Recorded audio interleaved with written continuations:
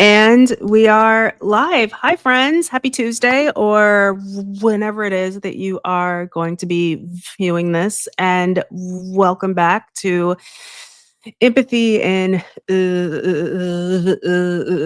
Automation. I am Sharon Steed. I am a keynote speaker and empathy consultant and a person who stutters. And I host these talks every single week where I talk to somebody who is an expert in their field about empathy, AI, and the future of work. So this week, I am talking to a friend of mine who I've known since something like 2017, which is crazy to think about. Jason Lengstorf. So, hi, Jason. Tell the people about who you are and what you do and what you're working on. Yeah. So like you said, I'm Jason Lengstorf. I've been an engineer for a really long time, over 20 years of writing code and all that good stuff. I went from being solo to working on a team to eventually working in the education side of things. When I was at IBM, I started doing internal education, went to Gatsby, set up their external education and community programs. And then it went on to do that at Netlify. I started as an individual contributor, ended up as their VP of developer experience. And in the end of 22, I left to start my own thing, which originally was called Learn with Jason. Just recently, we renamed it to reflect more what we're doing. It's now called Code TV. And what I'm trying to do is put together content that is actually fun to watch, that tells stories about the developers and the things that we're working on and problems we're dealing with. And we've got a pretty natural way to work in how a tool or a company fits into the developer story. So we work with sponsors in that capacity, and that's how we fund the business. Okay, so cool. Okay, so you have a show that you do every week. It was Learn with Jason, and currently, it is now Code TV. Congratulations on the rebrand and the launch and everything. I know that those things take a lot of time. Yeah, and so I still have. This is why I renamed it, because it was confusing. So I still have the weekly live stream called Learn with Jason, which is like 90 minutes of pair programming. But that is one series that runs on Code TV, because we also have a show that's like the Great British Bake Off called Web Dev Challenge. We have a show that's kind of a Jeopardy Wheel of Fortune show that's called Leet Heat. And we're working on additional ones. So we needed a way to describe that this is more of like a network than an individual show, and the shows that are on it are all kind of part of this bigger story. Nice. Okay, yeah. So you just have your own sort of universe around technology and coding and LREV and all of that stuff. So that's really cool. And it sounds like it's a lot of fun. So you have a lot of experience in the tech world with developers, with coding, developer relation. So what does true empathy and technology look like to you? Well, I think, the thing that I've always run up against is, when I was younger, I would approach technology as like a puzzle that could be solved. But I was thinking about it like something like Sudoku, where there was one correct solution, and if you just figured out how all the parts fit together, you could get it correct and it would stay correct, and you could move on to the next problem.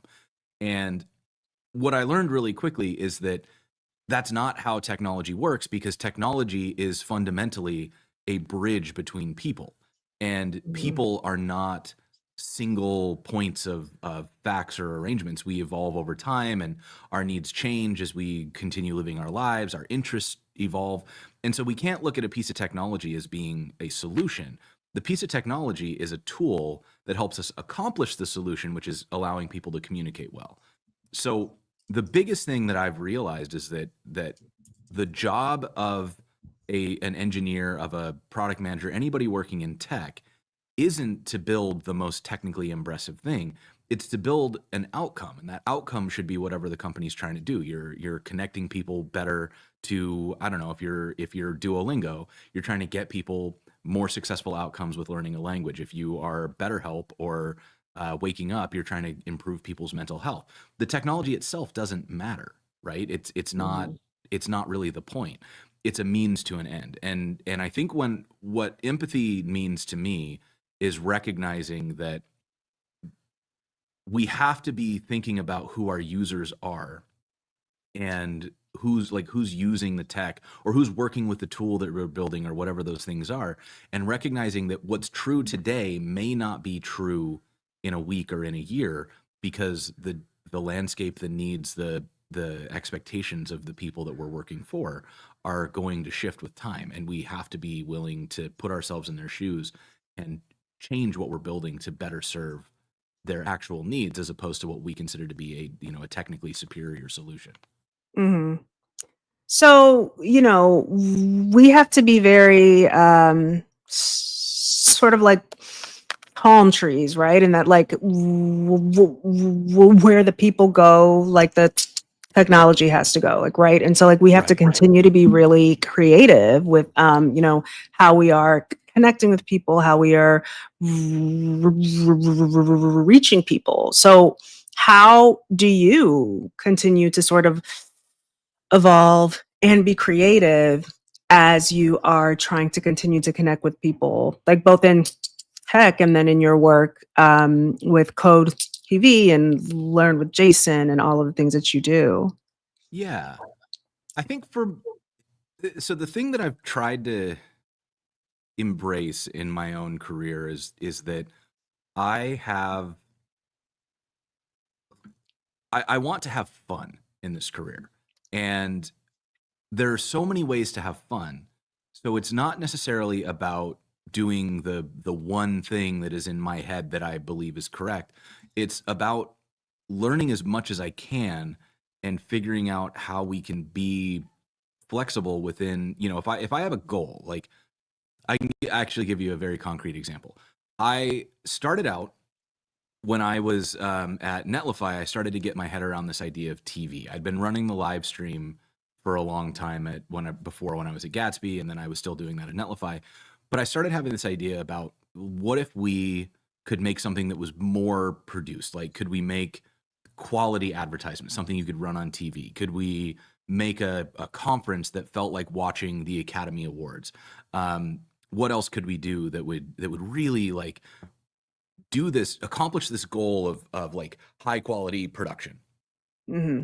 And I took an idea to my leadership team, and they told me very rightfully that it was too expensive, and I didn't have a clear like, what is this going to do for the business? Right. So I had to then think about what it was that I wanted, think about what the business wanted, think about what the people who were watching our show wanted, and then I had to start getting creative with it. And I thought through, like, well, the things that are important to me aren't necessarily the specifics of this format or the specific thing that we're putting on camera. It's more that I want to like tell these stories that are, I want to do story-based stuff that involves real developers from the community and is fun to watch, and sort of peels back the FOMO part of things, so that people feel excited to build again. Right, so that's my goal. That's the outcome that I want. And suddenly a lot of the format stuff gets really easy, because you can do that in 100 different ways. And it doesn't really matter what my original idea was. I can let that go immediately and say, oh, well, what if we did it like this instead? Because the business needs to show people using the tool. Okay, great. Well, have you ever seen the Great British Bake Off? Because in that, it's people building a thing for the entire episode, and then at the end, you get to see what they've done, and how they succeeded. So what if we did it like that instead? And suddenly people were a little more interested. And then I was, looking at what people were watching and what they were enjoying, and I saw that, even the developer community, there's always a TV show we're talking about. We're talking about Love Is Blind. We're talking about The Bachelorette. We're talking about whatever the latest season of Severance is. Like, it sort of, that's how we build our culture, is by watching things and sharing what we're talking about. So I was like, okay, so that's what the community wants. I can make this work. And so I just started like playing within the format until I found one that was interesting to businesses, interesting to the audience, and fun for me. And that was what Web Dev Challenge came out of. And then continuing on that track, it's like, okay, what else can we do? And so my whole business at this point is getting on a call with a company and saying like, all right, what are you struggling with? What do you feel like people don't understand about your company? Or what are you trying to do that you feel like you can't get over that wall? And they'll tell me what the challenges are. And then I'll think about who their audience is, and I'll think about all the, the buckets of fun ideas that I've been collecting from watching TV for my entire life. And we start putting together these new arrangements of like, what if we tried it like this? What if we did it like that? Here's how we would, move your metrics. Here's how we benefit your audience, and here's how we make it really fun to make. And a few times I've been able to find that connection, and that leads to a new series, Web Dev Challenge, Lead Heat, Learn with Jason was kind of born. That was my first like accidental discovery of a good format. Mhm. And I'm talking to a handful of companies about more of what we can do as well that is, very suitable to what they do. But we'll still have stories and real developers, and helping people feel like technology is fun and there's a little bit of wonder left in it, so that they want to go and try it instead of feeling like they're getting left behind and everything is hard. And what if I screw it up and don't have a job anymore? All these feelings that we get lambasted with across the social timelines. Like, let's flip that on its head. Let's just have fun and play again. Yeah. So, a thing that I learned, like very on as a speaker, like was that okay? So, like, I thought, like, okay, like I'm gonna go to these conferences, like I'm gonna give my talk, and then all these people are gonna come up to me and tell me that I'm amazing, and then I'm gonna run and hide, and I never have to talk to somebody again. And that's like not how that worked at all. I mean, of course, people come up to you and say, "Hey, like I really liked your talk or whatever." And then like they want to like continue this conversation. And so like I had to learn incredibly quickly like, "Oh, wait a minute. Like I have to do um a lot more work in like creating a sincere connection very quickly, right?" And you think like that like is going to be easier because you were like on stage, and so like the people have sort of seen this like incredibly vulnerable part of you, like, but they know you, and you kind of have to like pretend that like you know them. And so like you're building this relationship, even though it's like a continuation of the conversation, right? And so like I think about a lot of the stuff that you do with like code TV, learn with Jason. You probably are spending a lot of time like talking to people who like are very comfortable with you, and yet you have to pretend like, okay, like I know a lot about you, or like we've had conversations before. So like how do you incorporate empathy into like those interactions, like with guests and viewers, especially when you were sort of exploring like these more technical concepts and topics? I approach it from the standpoint that, the reason I have invited somebody to be on a show is that I believe they have something valuable to teach. And so my general approach, like starting with Learn with Jason, the whole format of that show was, I'm going to be the beginner here, and you're Mhm. an expert, and you're going to show me the thing that you're really good at. And I'm going to ask all the beginner questions, and I'm going to get stuck, and you're going to walk me through how I can get to some form of success with this tool that you're so good at. And by approaching it from the standpoint of, for me at least, I think everybody has something interesting that they can teach me. And I really, really love just the act of learning in general. And so getting a new perspective on something, getting an insight into something that I've never seen before, like it could be that somebody works on one of the standards bodies and they're going to tell us a story. Like I watched Leah Veru talk about how something goes from an idea to being like part of the browser spec.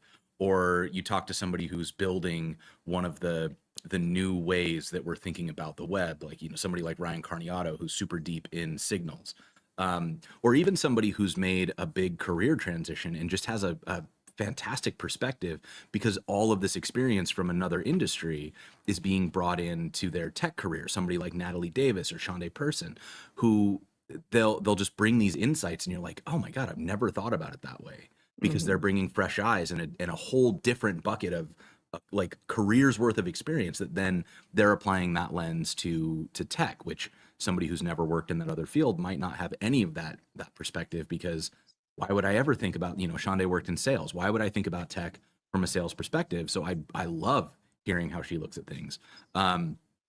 So I think the thing that really does it for me is just remembering that, you know, the thing I enjoy most is having one of those realizations where somebody says a thing and that thing just knocks my whole worldview a little bit off kilter, and I go, oh my god, I've never thought about it that way. That's such a cool way to think about this problem. So anybody I'm talking to has one of those moments in them. There's something they could say that will completely change the way I look at the world.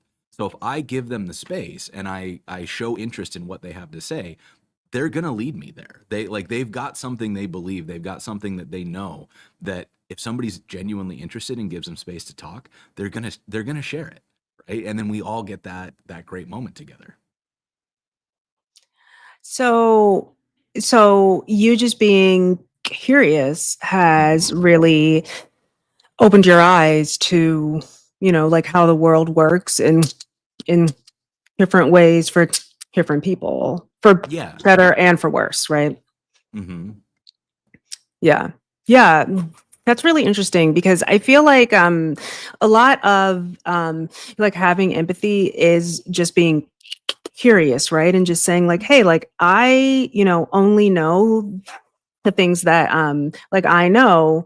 So how can I like open my mind, open my world to, like other experiences? Well, like I can learn, and I can Mhm. learn from other people who, like have a different perspective than me, or, have just like seen the world in a little bit of a different way. Mhm. Yeah, that's really fun. That's really interesting. Okay, so you in the past have like emphasized the importance of building like healthy and efficient teams. So what role does empathy play in fostering like those environments, particularly in more like tech driven organizations? I think it's kind of the whole thing, because I think about a lot the just sort of the broader conversations I've had where somebody doesn't like somebody else, or isn't willing to hear somebody else out. And generally speaking, when I've seen a team that doesn't function well, it's typically built on some manner of distrust that stems from not seeing the world the same way, right? Like if somebody says, like, if somebody takes a very top down approach, like, I am the boss, everybody should defer to me, I get to do things the way that I want, and you're here to carry out my wishes, not to have independent thought. And somebody else on the team feels that that is the opposite of how a team should be managed, where the manager is there to like create space for people to be more effective and have lots of ideas. They can't they can't work together because they're inherently at odds with everything they believe. But Hmm. that isn't, if those people can sit down and articulate what it is that they think and why they feel the way that they feel and all the different reasons that they believe what they believe, typically you start to get to something that is much more aligned than you might think, where, maybe the person who believes that the team is there to do the manager's bidding, they've been on teams that were, low agency, and like morale had already been crushed by some leader before that had basically taught anybody that they moved without explicit permission, they were going to get in trouble, or these things were. So then they said, well, like, I gave my team space to work, and they wouldn't. They, like, none of them would take any risks. They wouldn't try anything. They just kept waiting for me to say what to do. So now I just tell everybody what to do. And the person who is on the side of, like, well, the manager should be creating space, they've been on teams where the manager maybe doesn't have a vision and is preventing the team from solving real problems, and so they're immediately at odds with a manager who wants to tell them what to do, because their previous experience is that manager is going to prevent the team from doing good work by being involved in the day-to-day decision making. And if they can kind of talk through that and work through, it starts to turn into a little bit of therapy, because we both got to clear out our baggage in that situation. But if you can get to the point where you realize that what everybody wants is to do good work, like, and if you move through all the stages of complexity around, like, how this manifests, outside of just actively terrible people, which very few people are, everybody wants to do a good job and get good results, right? So true. So every single thing that they're doing is driven by that motivation, and it's just our world experience that causes us to manifest it in different ways. So, if you're used to working with people who won't do anything unless they're explicitly told, you would manifest a very controlling, like, I'm going to lay this out step by step so that you have clear steps to success. And if you're used to a low structure environment that's very high trust and very, like, collaborative, then that sort of very structured environment would chafe on you, not because you hate authority, but because you're used to being in an environment where you get better results by sort of collaborating with the team and letting everybody sort of snowball their ideas to get the best possible thing, as opposed to one person's vision. You can, with empathy and a lot of probably facilitated conversation, get two people with fundamentally different approaches to work to start to see things in a different way and be willing to trust each other. And you can build structures that allow them to build trust, which is ultimately just them realizing that both people want something somewhat similar. They're after the same outcome. And that's the empathy, right? If you can build that initial trust that I understand that you want what I want, what I don't agree with is how each of us is choosing to get there, then we can start to compromise on how we want to get there, because we agree on where we're going. But without the empathy, you just go, oh, that guy's an idiot, I don't want to work with him. Yeah. And then it's a non-starter. You'll never go anywhere if your default is, well, they're fundamentally wrong, and I choose to dismiss everything they say out of their permanent wrongness. So, like, how long did that take you to figure out, like, as a manager? It's like, wait a minute, all of us want the same thing. It's just how we're going about it is not the same. How long did this take you to figure out? Well, I think there's a big difference between mentally understanding that it is true, like I academically get it, and then emotionally being able to act on it and, like, not be petty at work. So I do think that, like, I've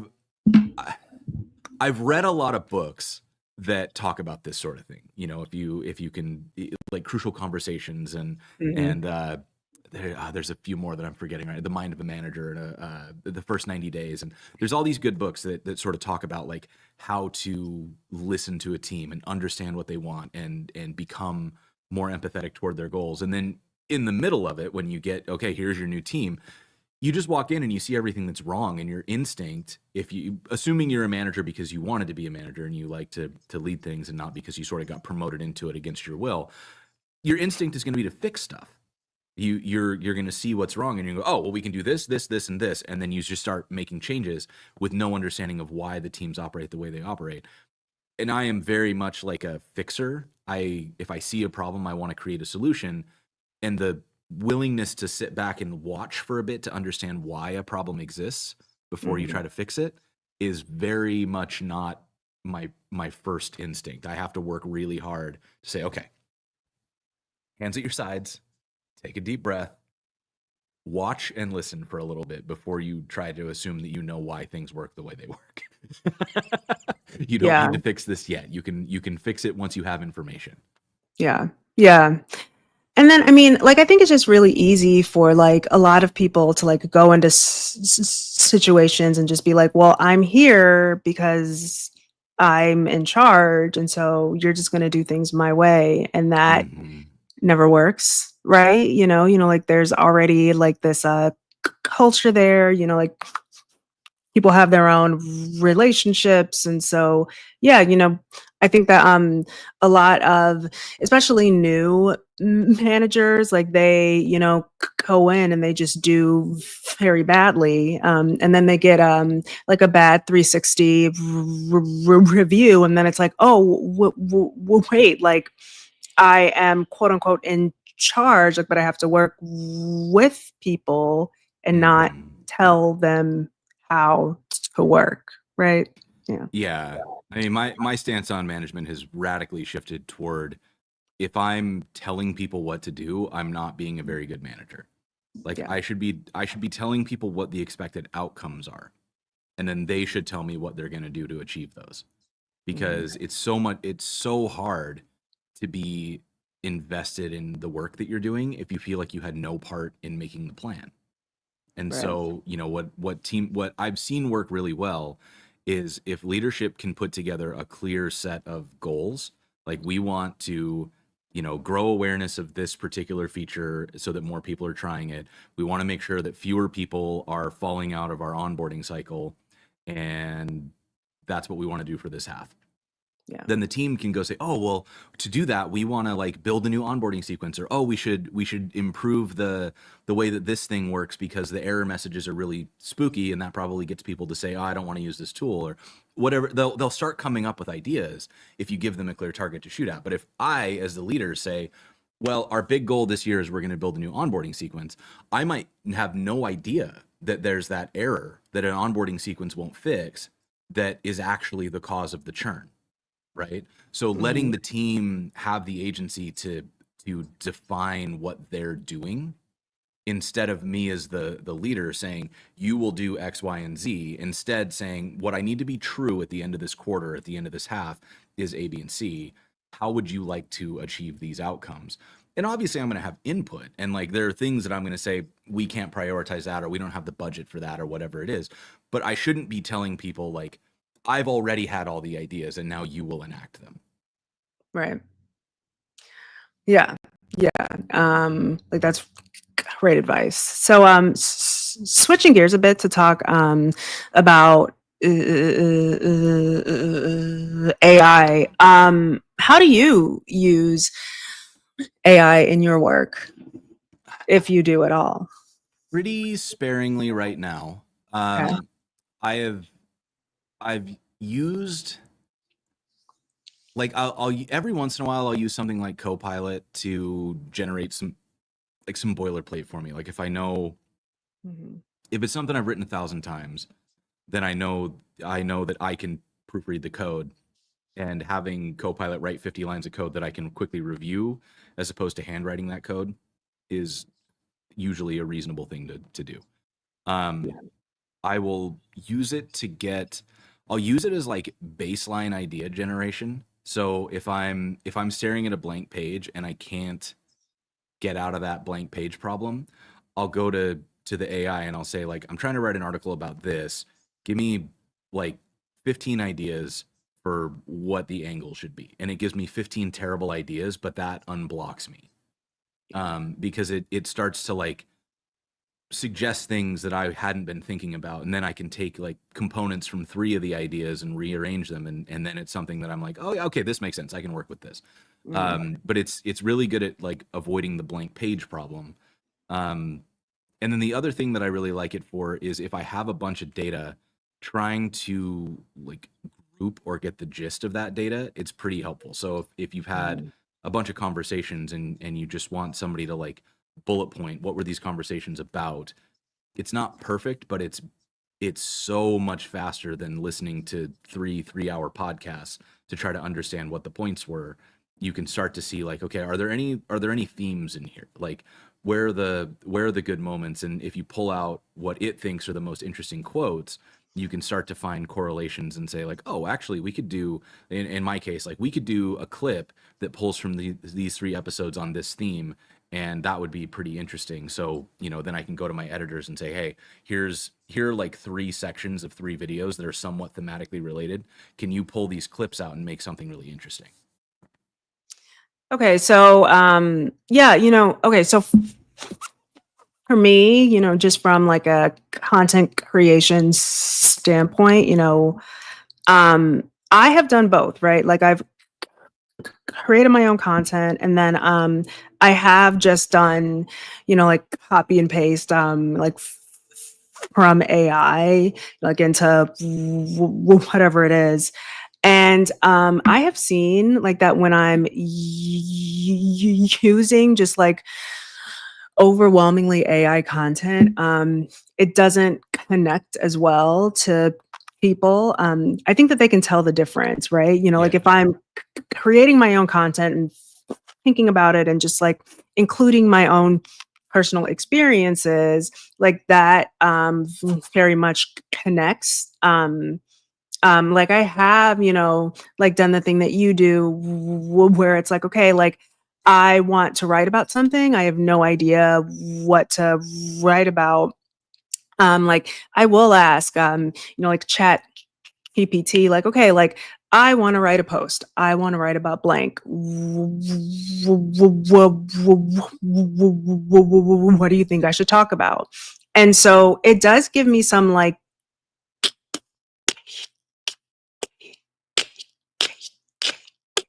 some cues of like, oh, okay, like here's a good topic. And then Mhm. I can sort of like go from there. But in general, I feel like AI isn't at the point where it can just take over what a lot of us as people, like our like own experiences, like can really provide. Um, but Yeah, it's like as a writer, that's how I feel about it. and I think about it from the standpoint of like, why do I read a novel? Why do I Mhm. read articles? Because I want the unique perspective, the sort of interesting insights, the side jokes, all that stuff. But Yeah. if you think about what science fiction is, it's spaceships and aliens and laser guns and stuff like that. And so very rarely do you read a book that has new plot. What you're looking for is new insight, right? Yeah. And so what I found with the AI tools when when they generate full text is that they are giving you a list of facts, and they lack Mhm. the nuance and the cultural references and the unique blend of like if you read somebody like Chuck Klosterman, um, he was such a pop culture kid, and Yeah. so the way that he writes is very uniquely like 1990s and 19 whatever, the 80s to 2000s pop culture, just crammed into these pseudo philosophical insights, right?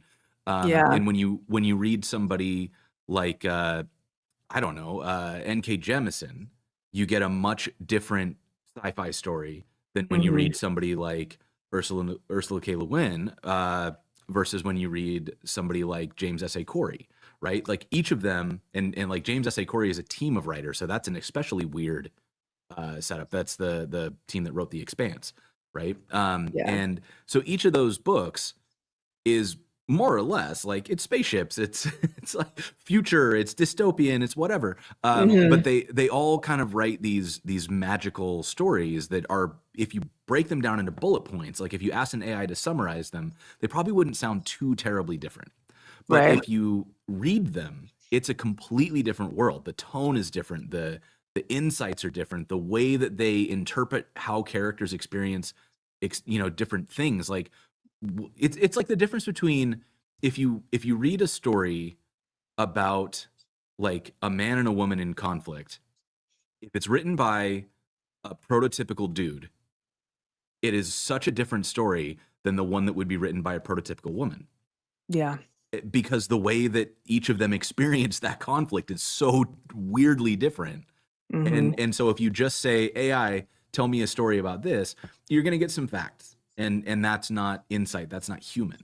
So I Mhm. really like the specifically human bits. You know, I can read bullet points if I want to know just what the facts are, but it's not really what I'm in for. I'm here for the insights. Yeah. Yeah, and that's kind of like my big issue with this technology is that, we're here because we want to like hear the stories, right? Like every single Mhm. book I read, like I can tell you the plot based on like very important points in the story where like a very specific thing happens to this person from their perspective. And so I think my big concern with like AI is that, a lot of these teams who are creating it are only creating, these technologies like from their very limited perspectives, right? And Mhm. so, how do we make sure that AI isn't going to be reinforcing biases and continues to sort of like be inclusive or even just Mhm. attempts to be inclusive, right? Like I think about that a lot, like who is on these teams,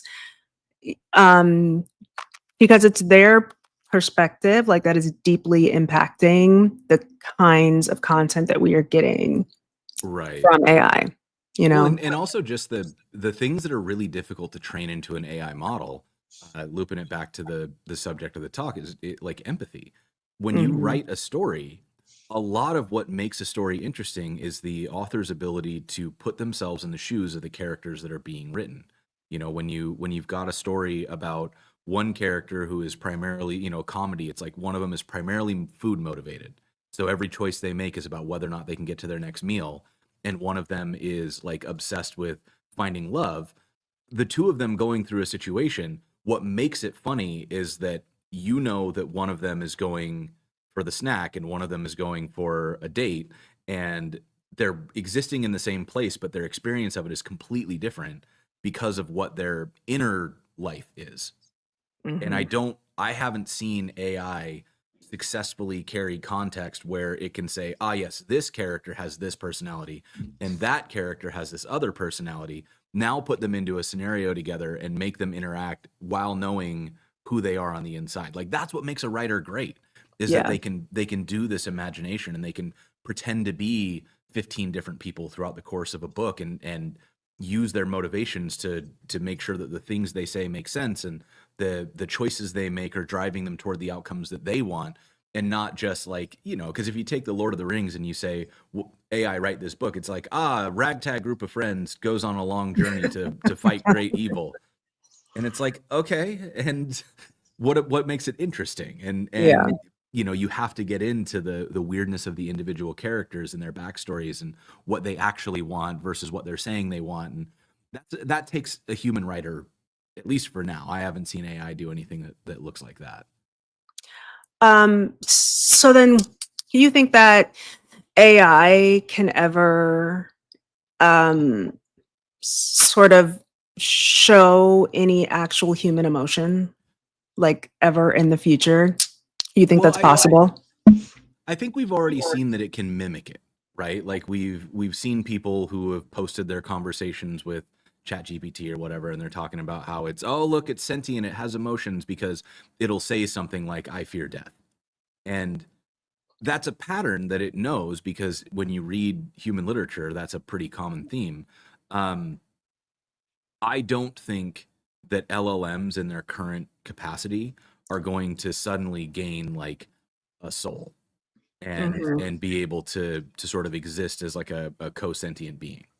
I Yeah. think the leap between where we are with LLMs and where we would need to be for actual AGI is vast. You know, I think we're the thing that I've noticed about a lot of techno optimism is that people see the jump in technology, and then they just plot the graph going straight up. They like draw the line from like where we were to that first advancement, and they just draw a straight line with no deceleration in the curve. And so they just assume, oh, well, if we were able to invent a nanobot in the 80s, and then we were able to invent a self-replicating nanobot in the 2000s. By 2040, we're going to have a self-replicating nanobot that can like recreate a human brain. It's like, Hmm. no, that's not how that's going to, because the complexity on these is non-linear. And so to say that we're going to keep the same pace of development is, to create a convincing sounding sentence is hard, really, really hard. And that's why it took us until now to be able to do it. But to Yeah. create something that has the full context of a single entity's lived experience through the world, that also incorporates all of the pop culture and the history and the context of where they live and the people that they spend their time with and all of those things, and is able to hold that as part of its decision-making matrix throughout its entire lifespan, that's like many orders of magnitude harder Yeah. than what LLMs are doing today. And so to assume that we're like just a few more GPUs, bro, away from being able to do that, I think is it's not understanding like how curves decelerate as you Hmm. just approach like the exploding complexity of those sorts of things. Like we've spent, since mapping the DNA, like mapping the genome, to being able to get a full map of I think it's a fruit fly. We finally have a full map of just a fruit fly's brain. We have no way of knowing how to operate that fruit fly's brain. And yet we're talking about being able to do AGI, right? It's just like the Yeah. gaps in what we don't know between where we are and what AGI is are so vast that whenever people say it's like months away, I just kind of like, and maybe I'm wrong and maybe I'll be proven wrong, but like I don't see it happening within my lifetime. I just don't think that it can accelerate that fast. So, I'm like marginally paranoid. I kind of like conspiracy theories. And by kind of, I mean, I'm really into them. So, what you have just said is that it's probably not going to be possible for like a ton of these AI robots to develop feelings of like hardcore rage, join together and try to kill us. That's just probably not going to happen anytime soon. Well, I, the I, unfortunate I'm a thing is little nervous about that. I don't think that it needs to be AGI for the robots to develop rage and try to kill us. I think what's more likely is something like what's happening right now, where a government implements AI as like the sole arbiter of truth and gives it bad instructions, right? Oh my Because God. What you're if saying you is that this is worse. So what we're going through right it now is is worse than an so much army of AI it's so robots. much worse, because if you think about what's happened, we've taken unintelligent LLMs, right? We've taken pattern matching machines, and we've said to them things like eliminate government waste with no true context. And when you listen to the way that they describe what government waste is, it's very clear that they don't understand what government waste is because they don't know what government does. Yeah. So then you're saying, okay, well, then we have this like agentic future where we have not just an LLM, but an LLM that is the manager that then tells a bunch of other LLMs what to do, and they make decisions autonomously based on the instructions that they've been given. If this is implemented poorly, it won't take AGI to take us out, because these machines will just reinforce bad decisions based on their bad instructions. And if there's no human in the loop, things will just start happening with zero like zero checks and balances, right? So Yeah. I'm not afraid of AGI. I'm afraid of idiots who believe that AI is smarter than it is. So then, I mean, here's a, question. How can devs ensure that the tools that they are creating are going to remain empathetic to the user's needs? I mean, I think at the end of the Because I day, think we're like, there right now yeah, where we need that. Yeah.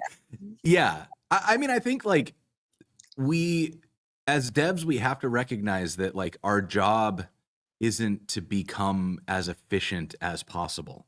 Right. This is, I think, the core fallacy of tech, is that we believe efficiency solves all wrongs. But it's it's not efficiency that makes life worth living, right? And a lot of the best parts about Mhm. life are intentionally inefficient. Yeah. Cooking a meal is significantly less efficient than ordering a delivery, you Yeah. know? But the feeling that you get from that, the sense of satisfaction, if it's a date, the romance of like cooking together, all of those things are so much more inherently valuable than efficiency, right? I wanted to waste the time because I got the memory. Yeah. And the thing and that applies in lots of ways, like, going from a strict efficiency standpoint, if somebody can't work, you throw them in the tar pit, right? That is Hmm. not that is not the right way to look at human life.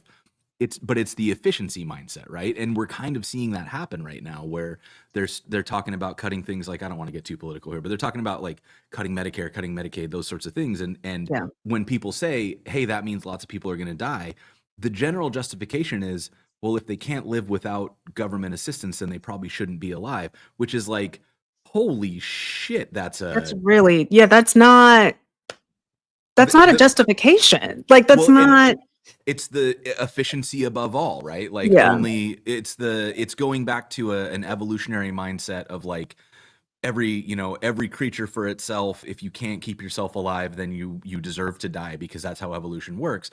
And that's Hmm. just not what humans are. A communal species, and so we've always relied on social safety nets. We've been tribal since the beginning of the human species. Yeah. So this idea of efficiency is also kind of built around this idea of like lone saviors and lone geniuses, and people existing as islands. And I think what we have to recognize as technologists, to actually get back to your point instead of just going on a political rant, sorry, That's uh, okay.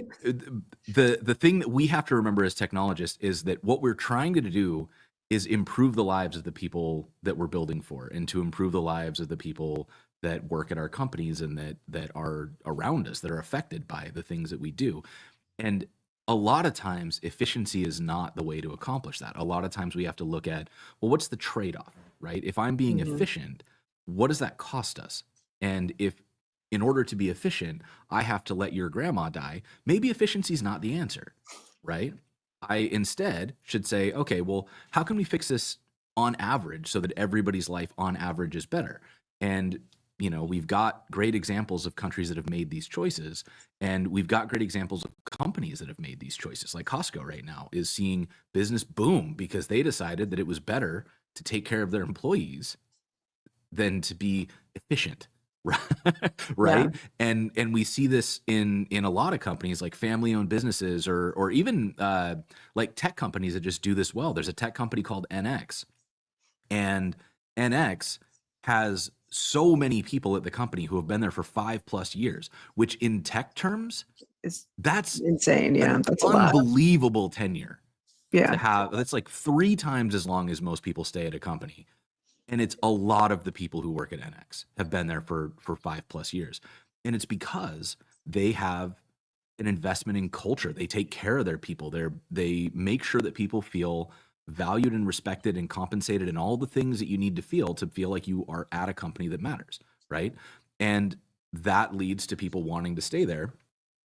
And all those things that these you know efficiency experts are saying they'll get by cutting dead weight, and eliminating the low performers, or whatever this nonsense is, all that is doing is hollowing out morale, and making people trust you less, and it's just going to lead to higher turnover and low lower trust, lower productivity, all those things. We've proven this over and over and over again, right? And so I think the role of Hmm. us as technologists is recognizing that the human aspect is going to trump poor choice of words. The human aspect is going to be what matters, um, no matter what we're building, right? And we can't just continually replace humans with systems and spreadsheets and LLMs and all these other things, because we've proven over and over and over again that leads to bad systems and bad outcomes. And when we see people do it the right way, when they take care of their people, when they treat people well, they've got healthy culture and respect, and they kind of build empathy in the way that they treat people. If you treat the lowest ranked employee in your company in a way that allows them to live a good life with some dignity, Hmm. that's the whole company benefits from that. And it doesn't really cost you that much as a company, right? Unless your sole goal is efficient transfer of wealth to shareholders. And that's the thing, is we get so focused on efficiency. Like, what's the efficiency of our wealth extraction? And but we do that with our tech, we do that with everything. And I think that, to repeat myself for like the fifth time and then I'll stop talking, we just have to recognize that, like, we have to live, right? And like, I want to live in a world where the people around me aren't desperate and scared. I want to live in a world where people want to talk to their neighbors, where you can have like fun experiences, where there is public space for people to hang out. And that requires us to be a little less efficient. That's Yeah. just the nature of the game.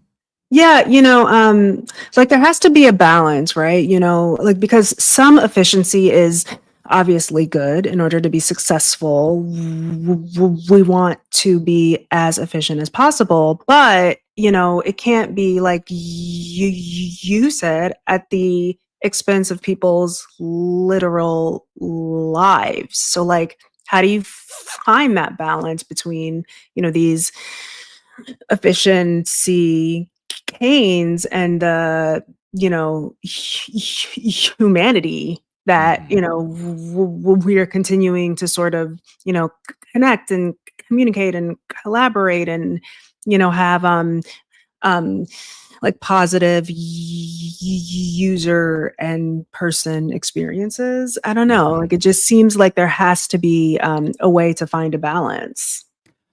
And I think again that just comes down to the empathy, right? Yeah. Like, if we're doing work and then measuring that work and talking to the people who are working with us, you can get a sense of like, if we're inefficient in silly ways, like for some reason we're just throwing away half of the work we do every day, that's inefficient for silly reasons. Hmm. People know that, and they're going to talk about it, and they're going to be like, why does one shipment per week just get put directly into the dumpster, right? And then you talk about it and you go, oh, maybe we shouldn't do that, and everybody goes, great, more efficiency. Right? And like, if somebody on the team is actively not doing their job, then yes, of course we should like do coaching and then a performance improvement plan, and then we should, if they're not improving, then we send them on to a job they're better suited for. But the pursuit of efficiency as a top line goal, right? I think the thing that's interesting is, if you switch to how do I have the healthiest team and the best outcomes, and making sure the outcomes aren't like shareholder value, I think that's where we really lost the plot. um Hmm. but if we think instead about like, how do I generate the most value for the customers, then it really starts to become, it's like self-regulating. We notice, because we're talking, when something isn't doing what we want it to do, and we can, because we have a high trust environment, we can talk through that and make some changes and adjust to make sure that the system's running the way that it should run. And it turns into an efficient system in the ways that it should be efficient, right? And not in the ways that like wring the humanity out of it to put, robot managers in because they'll lay people off without sadness. Like, we don't need that part of it, right? We can skip that part and just keep the parts where we notice when the systems are broken, and we Right. can fix those systems. But So then for the final question here to sort of bring it all together, what advice would you give developers who are like aiming to infuse a little bit more empathy into their AI driven products or projects and products? What advice would you give them to, find that balance and to just, you know, approach this sort of, way that we are doing things now, like with a little bit more empathy? I would say the thing that made the biggest difference for me was starting to change the way that I prioritize things. If I'm looking at a project, what I would do 15 years ago is I would have an idea, and then I would pick a tech stack and I'd start building it. Hmm. And what I do now is I have an idea, and then I'll start thinking through like, who would use this? Like, who's this for? and what purpose does it serve, right? And then once I've done that, I'll start thinking through what are the actual tasks that people would want to accomplish. And if I can, I'll try to talk to people who I'm trying to build for and say, like, hey, when you're working on whatever problem it is I'm trying to solve, what do you find frustrating? What do you really like? How do you do it now? And they'll start to tell you stories about, like, oh, well, I use this tool, but I hate it because every time I do this, this happens, or whatever it is. Or they'll say, oh, I use this tool and I love it, and I can't imagine not using it. And then you can go look at that tool, and if that tool is what you were planning on building, great, I just saved myself a bunch of time. I can use that tool instead, right? But if you don't find that, where you start talking to people, and a lot of people have that problem, their frustrations are similar, then if you start building out your plans, not around the tech you want to use, but around the actual problems and flows you're going to solve with the thing, doing that in coordination with the customers you want to solve, you're going to find that you immediately start building from the point of view of the person who benefits, right? That's why I Mhm. think a lot of founders have good luck out of the gate, because they'll build something that they wanted for themselves. Yeah. And why there are so many companies that started as like another company's internal tool that then grew into its own startup because they were solving a problem they had at the company.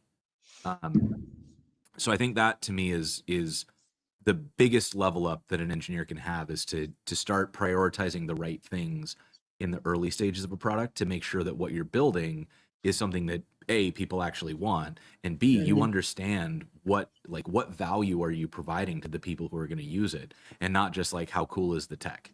Yeah. Yeah. I love that advice. Yes, yes, yes. Like, I think that's incredible advice. So, where can people find you, and where can people see all of the awesome things you're doing?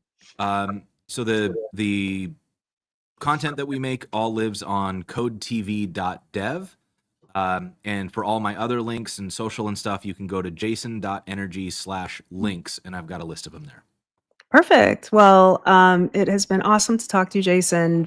Thank you again for doing this. You just have incredible insights, and it's always a pleasure to hang out. Yeah, I'm glad that we caught up. It's been way too long, and thank you I so much know. for inviting me. Thank you for coming. And I will see all the rest of you guys next week.